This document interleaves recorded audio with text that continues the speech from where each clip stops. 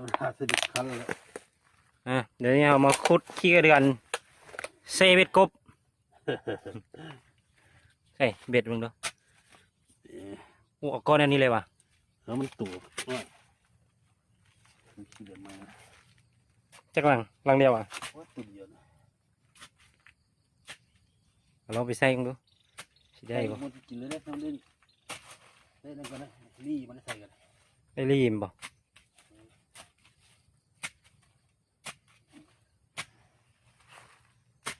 ได้ใส่ดูได้หีบโอ้ยบ้าเหรอเมื่อตั้งใจมาเอาขี้เดือนมาใส่กระลาปูอ่านตายกบตายอ้าวไปลองดูอยู่หูได้โอ้มุดน้ำโดนเลยเนาะมาเท่านี้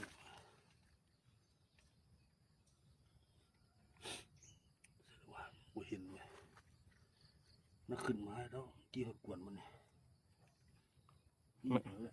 มันขึ้นบ่ได้เนาะบ่ได้แล้วที่ได้เขียนหายเลย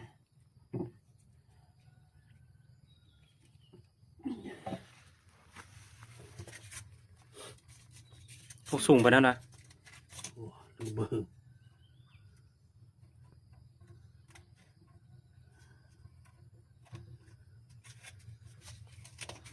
มานี่บ่หรือคนมันใส่น้ำตาบ่ได้ใส่แบบนี้ด้วยใส่หอยเลยเห็นเนื้อตูนกี้นะมันแก้งหมดเลยมันมุดอยู่ลุมบ่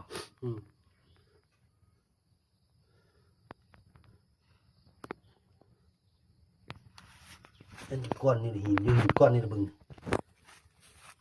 จนขึ้นมาลีมันจะน้อยไหมเบิ่งเนาะ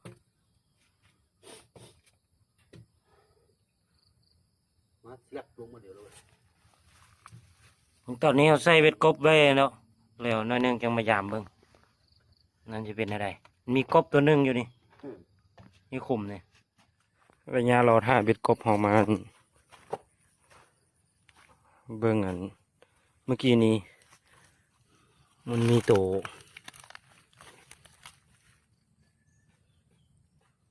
อึ้งนะเห็นตัวอึ้งตัวนี้แหละ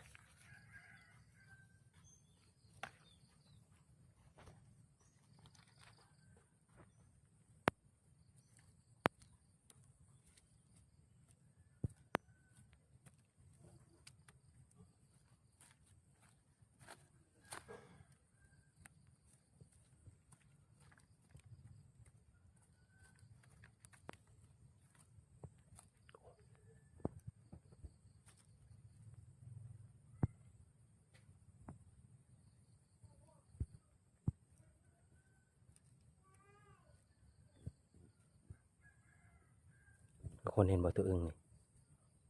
อยู่เบ้ามันเลย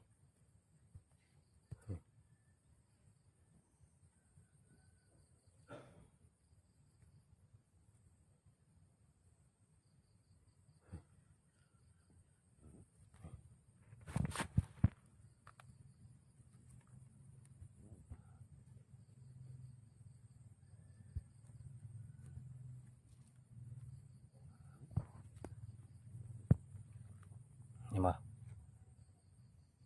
อึ้ง